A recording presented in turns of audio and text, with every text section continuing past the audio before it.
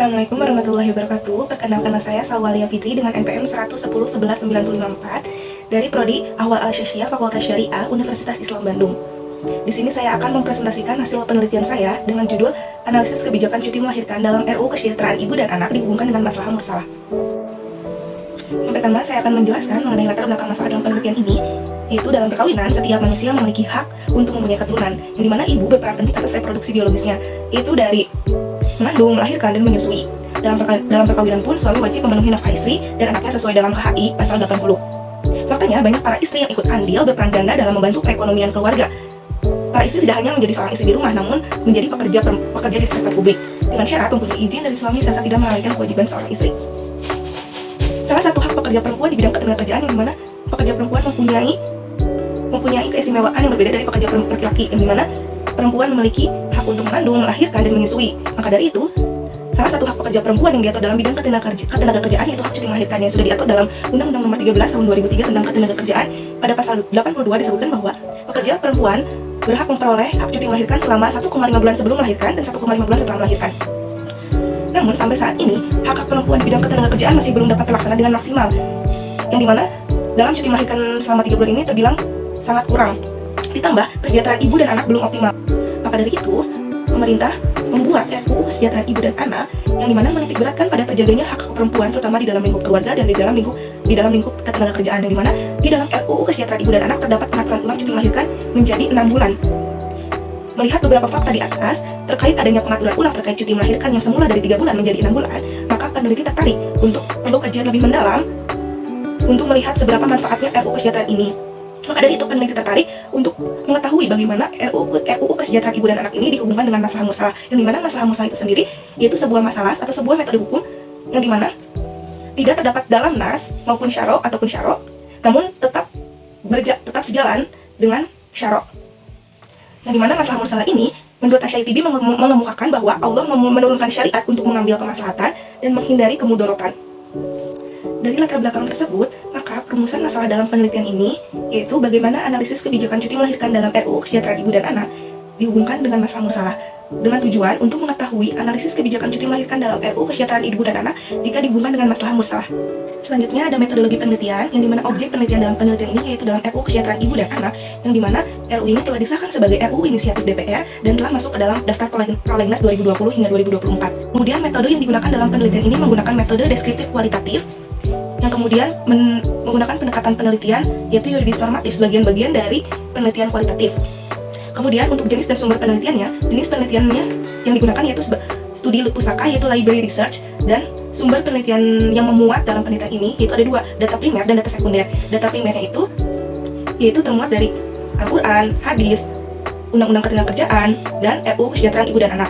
Dan untuk data sekunder yaitu memuat dari buku, jurnal, artikel, website, dan karya tulis ilmiah yang relevan dengan kebijakan cuti melahirkan ini. Untuk metode pengumpulan datanya itu secara literatur, dan dengan metode analisis data yang digunakan yaitu metode analisis data secara analisis deskriptif. Yaitu pembahasan yaitu analisis kebijakan cuti melahirkan dalam RUU Kesejahteraan Ibu dan Anak dihubungkan dengan masalah mursalah. Kemudian, maka dari itu, pemberian hak cuti melahirkan pada RUU Kesejahteraan Ibu dan Anak ini selama 6 bulan jika dihubungkan dengan masalah mursalah dapat dikatakan sejalan, yang dimana dapat memberikan manfaat bagi manusia atau dapat menolak kemafsadatan atau kerusakan. Seperti yang kita ketahui bahwa masalah mursalah ada 3 tingkatan, yaitu masalah daruriyah, masalah hajiyah, dan tasiniyah. Untuk RUU Kesejahteraan Ibu dan Anak ini dapat dikategorikan ke dalam masalah daruriyah, yang dimana kebijakan cuti melahirkan ini merupakan kemaslahatan yang dihubungkan dengan kebutuhan pokok umat manusia di dunia maupun di akhirat. Yang dimana kebijakan cuti melahirkan selama 6 bulan ini bermanfaat untuk sang ibu untuk mendapatkan jangka waktu beristirahat untuk menjaga dirinya dalam faktor-faktor yang menyebabkan komplikasi kehamilan, dan menyiapkan mentalnya, menyiapkan fisiknya untuk menjelang persalinan. Dan bagi pasca melahirkan, ibu dapat beristirahat untuk pemulihan fisik, mental, maupun psikis untuk kembali bekerja, dan dapat merawat anaknya dalam waktu lebih lama. Dan dengan adanya cuti melahirkan selama 6 bulan, ibu dapat memberikan ASI secara eksklusif kepada anaknya selama 6 bulan dan dapat merawatnya. Yang dimana kebijakan ini pun sesuai dengan kaidah usul fiqh yaitu tasarruful imam ala ra'iyati manutum bil maslahah, yaitu kebijakan seorang pemimpin terhadap rakyatnya bergantung kepada kemaslahatan.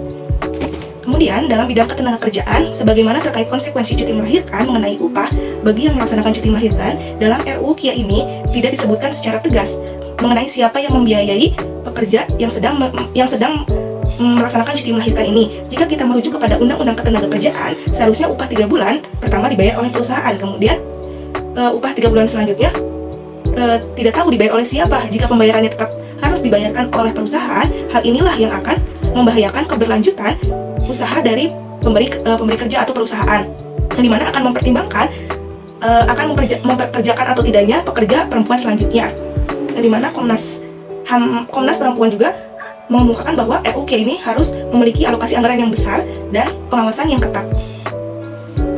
Yang terakhir yaitu kesimpulan, yang dimana analisis kebijakan cuti melahirkan dalam RUU Kesejahteraan Ibu dan Anak jika dihubungkan dengan masalah mursalah dinilai telah sesuai dengan konsep masalah mursalah, yang dimana pemberian hak cuti ini sesuai dengan kemaslahatan yang berarti adanya manfaat dan menghindarkan kemafsadatan, yang dimana cuti melahirkan ini tidak terdapat dalam NAS namun tidak bertentangan dengan NAS.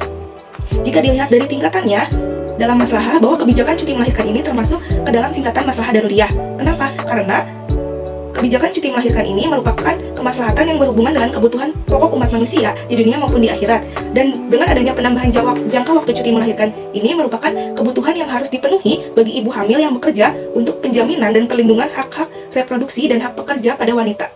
Cukup sekian presentasi dari saya. Mohon maaf bila ada kesalahan. Wassalamualaikum warahmatullahi wabarakatuh.